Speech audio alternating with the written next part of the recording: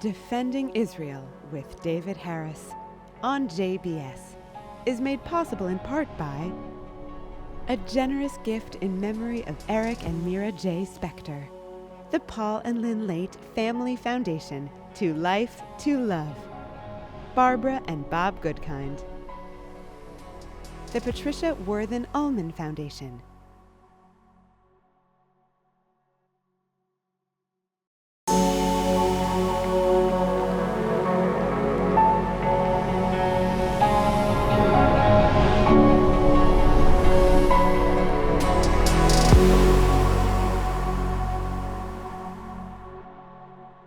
Hello JBS viewers, I'm David Harris, and this is Defending Israel. Mention the word history these days and some people roll their eyes or run for the hills. Oh no, I don't want to go back in time. But we need to go back in time, dear viewers. At a moment when both Israel and the Jewish people around the world are facing almost unprecedented challenges, certainly in the last 75 years, there are lessons we can draw from history, and in particular, the decade or so before the Second World War. So please, don't run for the hills, don't roll your eyes, bear with me. I want to begin 100 years ago, December 20th, 1924, the New York Times headline, "Hitler tamed by prison." You heard it correctly. Hitler tamed by prison. And here's what the Times had to say. Hitler's behavior during imprisonment convinced the authorities that, like his political organization known as the Volksschar, he was no longer to be feared. It is believed that Hitler will retire to private life and return to Austria, the country of his birth. Process that one. Tamed and will retire. 9 years later, of course, Adolf Hitler became the Chancellor of Germany, and within 2 months of that date, January 30th, 1933, he became the Iron Ruler of Germany. But let's pause and stop at the year 1932, a year before that, when a world-renowned professor, Harold Laski, of my alma mater, the London School of Economics, and himself a prominent British Jew, had this to say on November 21st, 1932, just a few months before Hitler took power. Quote, "The day when the Nazis were a vital threat is gone. It's not unlikely that Hitler will end his career as an old man in some Bavarian village who in the beer garden in the evening tells his intimates how he nearly overturned the Second German Reich. It's comforting to live in the memory of an illusion." A few months later, of course, the Third Reich began under the authority of Adolf Hitler. But it's even more complicated because there were two Germans who believed they could manipulate Hitler. Even as they installed him as the Chancellor, Franz von Papen, who had been the Chancellor of Germany the previous year, and Paul von Hindenburg, who was the President of Germany, were the ones who installed Adolf Hitler in the job as Chancellor. And they thought, we can control him. Here's what von Papen said, quote, "Hitler is no danger at all. We've hired him for our act. Within 2 months, we will have pushed Hitler so far in the corner that he'll squeak." Now that was in January. 2 months later, not only did Hitler not squeak, but with the enabling legislation of the German Bundestag or Parliament, he had complete control and authority, including the ability to run around the Parliament. Meanwhile, in Britain, as we begin the story of the British response and the headline of appeasement, just 2 weeks after Hitler took power, or even less, by the way, by a vote of 275 in favor and 153 against, the vaunted Oxford University Union passed this famous, or shall I say infamous, resolution that this House will under no circumstances fight for king and country. The next month, March, the universities of Manchester and Glasgow did the same thing. Hitler reportedly took notice in Berlin, and it helped him draw the conclusion that Britain was probably not up for a fight. Later that year, in April of 1933, Time magazine, which then was among the most read news magazines in the world, quoted the American Secretary of State, Cordell Hull, and this is going to sound insane, but this is a precise quote. The American Secretary of State said, "Mistreatment of Jews in Germany may be considered virtually eliminated." That was the view of the top American diplomat. And to reinforce it, a month later, in May of 1933, the celebrated American journalist Walter Lippmann, perhaps the most respected foreign policy analyst of his era, and himself from an assimilated German Jewish family, wrote this in his widely syndicated column.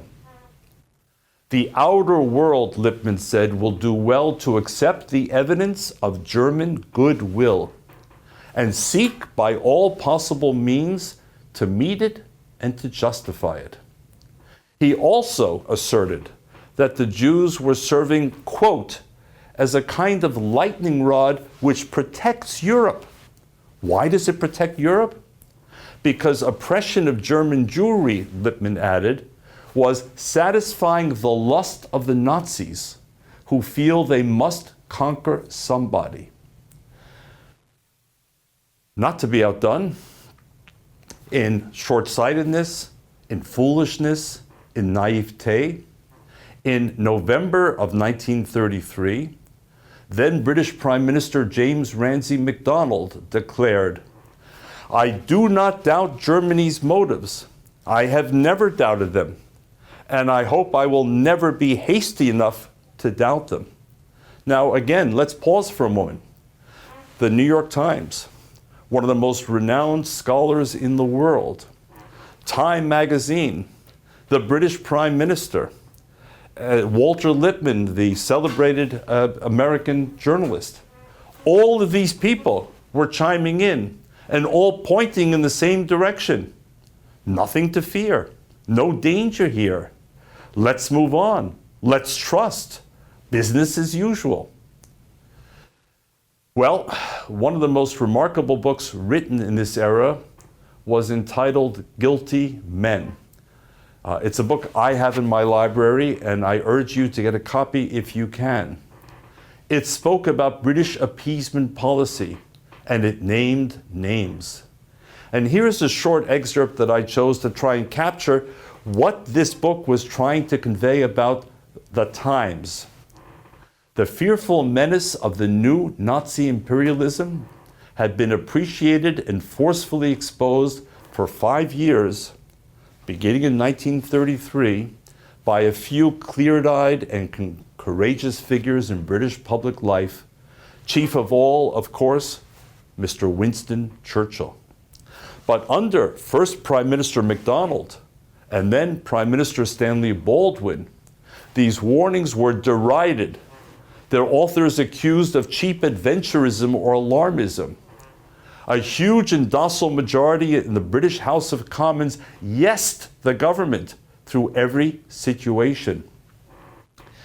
In July 1938, 2 months before the infamous Munich Agreement of September, Washington, under President Roosevelt, convened an international conference in Evian, the city in France famous for its water, to focus on the growing refugee situation in Europe. Hitler had said at the time that he was willing to put Jews who wished to leave, quote, "at the disposal of these countries, for all I care," he said, "even on luxury ships." More than 30 countries sent official government delegations to Evian. But guess what? Only one, the Dominican Republic, expressed a willingness to accept refugees. The others, France, Britain, and the United States, essentially closed their doors and said they were full. But here comes another interesting, important historical point. There was no Israel in 1938. The Jewish state did not exist. Had it, the conference might not even have been necessary. Or at the very least, had it taken place, the outcome would have been totally different. Because we know that there is one country that was not ready to play political games, or say that the timing was not right, or the people were not appropriate: Israel. But that country didn't exist in 1938. A sobering reminder of one of the many reasons why Israel must exist and must continue, not just to survive, but to thrive. And then we come to that fateful day, September 30th, 1938, the day that, in this case, French Prime Minister Edouard Daladier, who attended the meetings in Munich, said, quote, "I am certain today that thanks to the desire to make mutual concessions, and thanks to the spirit of collaboration which has animated the four great powers, Germany, Italy, France, and Britain," viewers, listen carefully, his words, "peace is saved." And meanwhile, British Prime Minister Neville Chamberlain, who also, of course, attended the conference in Munich, infamously said, "I got the impression that here was a man, Hitler, who could be relied upon when he had given his word." And then those words which have been etched in history. Chamberlain saying to the British people, "I bring you peace with honor. I believe it is peace for our time." Hitler said he had no more territorial demands to make in Europe than those demands in Czechoslovakia. "Go home," said Chamberlain to his fellow Brits, "and get a nice, quiet sleep." And writing from the New York Times a few weeks later, Pulitzer Prize-winning reporter Walter Duranty, who earlier had totally misled the world about the Soviet-imposed famine on Ukraine, confidently proclaimed in the paper of record, "Munich declares to those who have ears that henceforth Germany wants peace." I mean, this is almost impossible to process from the vantage point of 2024 and everything we know. But this was the zeitgeist. And these were leaders. These weren't fringe voices. These were the most prominent political leaders. These were the most prominent, respected media, scholarly voices. Chamberlain, not to be outdone even by himself, then on January the 1st, 1939, 3 months after Munich, in his New Year's message to the British people said, "A year, 1938, marked by such underlying goodwill is one which leaves behind it no grounds for pessimism." So with all of this as backdrop, the prophetic, the courageous Winston Churchill, in the political wilderness at the time, revealed, one day, President Franklin Roosevelt told me that he was asking publicly for suggestions about what the war should be called. And I said at once, the unnecessary war. What did Churchill mean? What he meant was that at any point between 1933, when Hitler took power, and September 1st, 1939, when German army invaded Poland, Hitler could have been confronted with firmness rather than with spinelessness and acquiescence. As he violated the provisions of the Versailles Treaty after World War I, as he engaged in conscription, as he deployed troops to the Rhineland, as he battled together with the fascists of Italy in what was then called Abyssinia, Ethiopia, in the Spanish Civil War on the side of the fascists, in the Anschluss that overtook Austria and linked it to Germany, and in the dismemberment of Czechoslovakia, among others. Churchill's point was that Hitler could have been stopped, but he wasn't, and each and every time Hitler took a message, and the message was the West was not ready to confront him, very much like that resolution in the Oxford University Union a number of years before. We will not fight for king or for country. And by the way, Churchill has written a book called While England Slept, which I would commend to many of you, just as I did the book Guilty Men to understand this period even better. And finally, in this brief historical journey, which I believe is so relevant, and we'll get to it in just a moment, where were American Jewish organizations? Where was the American Jewish community? Well, let me quote from Yad Vashem, the much respected Holocaust memorial site in Israel. The Jews living in the United States, Yad Vashem said, were not prepared to confront the threat to the Jews of Europe in this period. There was no one American Jewish community. American Jewry was not united. There was no agreement on how to evaluate the threat, even when it first reared its head in 1933.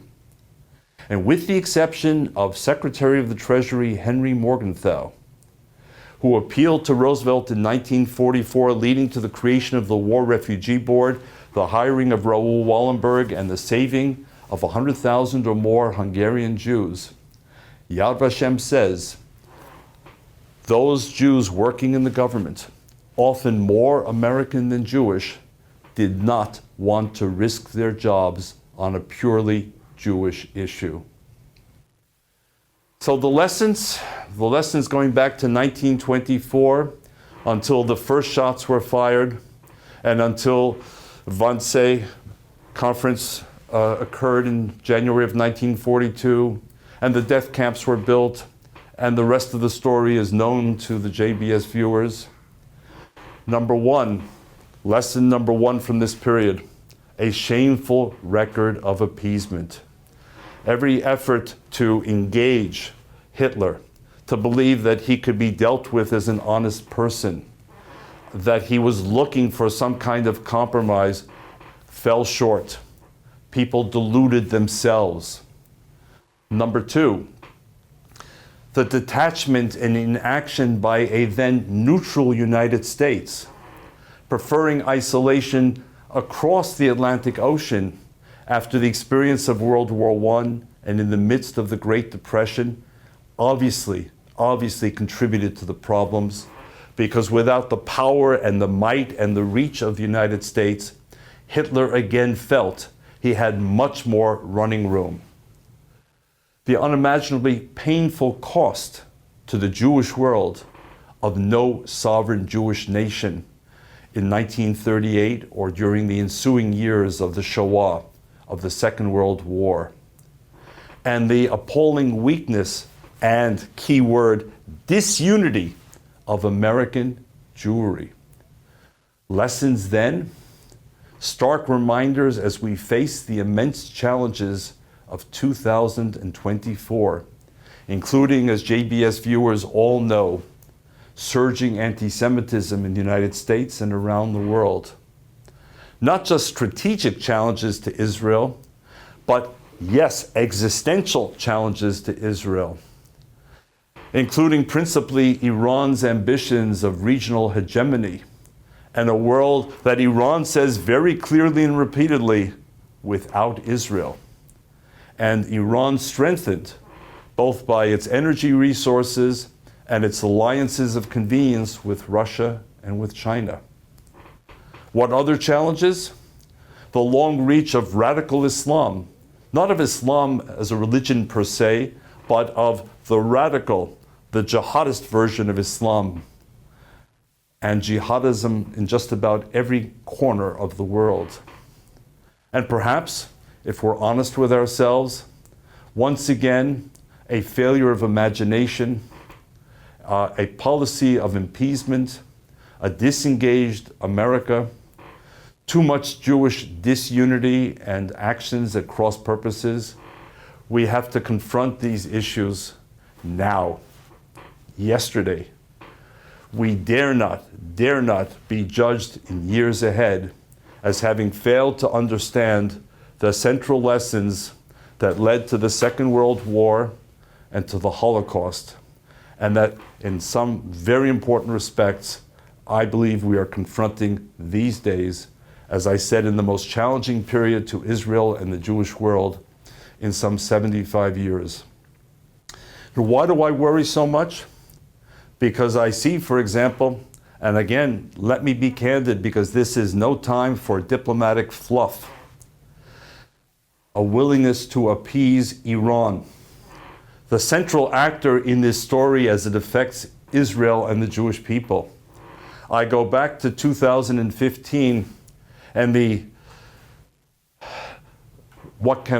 disastrous Iran nuclear deal, the JCPOA as it was called, that was negotiated by the US administration at the time, together with Britain, France, Germany, the European Union leadership, and of course, China and Russia.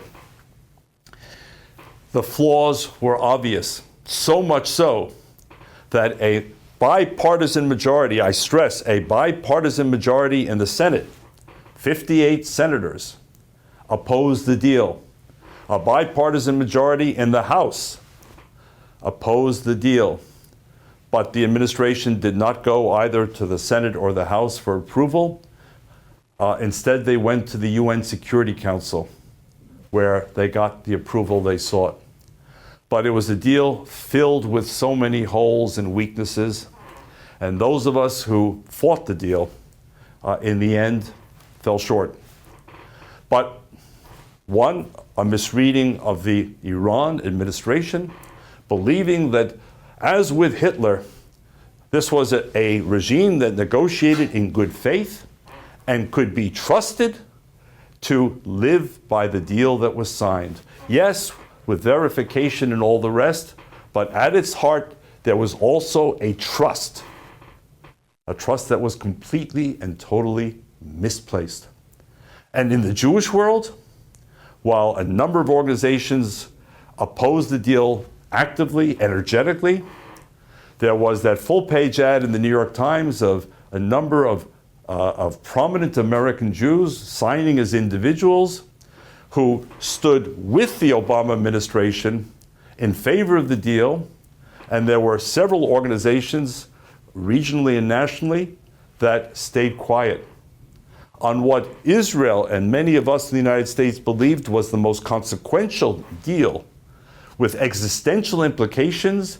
A number of Jewish organizations stayed quiet. And why? I believe above all because they wanted to stand with and not against the Obama administration. I've said 1,000 times on this show, I'm a nonpartisan. I am. I have been, and I always will be. But when one allows partisan politics to, forgive the word, to trump existential questions facing the Jewish people, when across the board Israeli leadership said this deal is threatening to the state of Israel, and a number of prominent American Jews and Jewish organizations either stood against Israel openly or remained silent. That's not learning the lessons of the 1920s and 30s, in my view. Moreover, I look at how 4 US administrations have dealt with Russia under President Putin since the year 2001. Remember George W. Bush meeting Putin in Ljubljana, Slovenia, and after the meeting tell the world's press, I looked in his eyes and I saw his soul. Are you kidding me, President Bush? With all due respect to you and your office, you looked in his eyes and you saw the soul of a lifelong KGB official who is today one of the world's leading global thugs? And then we had President Obama. Remember the debate with Mitt Romney in 2012 when Romney was asked about the greatest threat to American foreign policy and national security? And Mitt Romney said Russia. And Barack Obama, in front of the viewing audience, chided him, mocked him, ridiculed him. The 1980s are calling you, Mitt, as if he couldn't let go of the Cold War. Who was right in retrospect?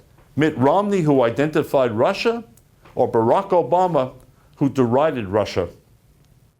And then we had Donald Trump, who claims that he understood Putin better than anyone. But did he really? With the admiration that he showered on Putin, with the respect, he thought that he could simply flatter him, or to use the Yiddish word, schmeichel him, as if he were a real estate salesman trying to sell an apartment or a condominium. And then we had Joe Biden, who said during the campaign against Donald Trump, the last person in this election that Putin wants to go eye to eye with or toe to toe with is me, because I've done it with him before. Well, it didn't take long after Joe Biden moved into the Oval Office for Vladimir Putin to march World War III-like into Ukraine. Not just nibbling at the edges in Donbass or Crimea, or earlier in Abkhazia or South Ossetia, but the big enchilada, Ukraine. 2 Democrats, 2 Republicans, with all the apparatus of the US government, all the intelligence agencies, all the diplomats, all the think tanks, all the experts. And look how we've handled Iran, and look how we've understood or misunderstood Russia. And finally, it brings me to the Jewish community. And it's a community that I worked in for close to 50 years and for which I have great affection and respect. But we have to ensure that we do not suffer from another failure of imagination. We were not prepared to believe that Hitler meant what he said when he wrote in Mein Kampf that his goal was the destruction of the Jewish people. And too many in recent years in the Jewish world were so focused on what they believed Israel was doing wrong. The wrong government, the wrong policy in the West Bank, the wrong policy on judicial reform, all entirely legitimate issues. But they missed the biggest one of all. And that was that Iran and its proxies and tentacles, Hamas and Hezbollah and Palestinian Islamic Jihad, and its funding enablers, principally Qatar and its Muslim Brotherhood philosophy, were not buying the Abraham Accords. They meant what they said. We want a world without Israel. We seek the annihilation of Israel. And maybe it's time, just as the Jewish right was suspicious of the Abraham Accords countries and wrong, the Jewish left needs to wake up to the reality that it's not just about settlement policy, and it's not just about who the Israeli prime minister of the day is. Of course, again, they're important. Rather, most important is to use the Hebrew word konceptia to have the right larger konceptia. There are those who say they want a world without Israel, and they mean it, and they have the funds, and they are arming themselves, and they are seeking more and more weapons of mass destruction and terrorist satellites. And we need to wake up, and we need to ensure that we have no failure of imagination, and the world never again suffers from a bout of appeasement. That's why history is important, and that's why we should never roll our eyes or run for the hills when it's about subjects like this. This is David Harris, defending Israel. See you next time.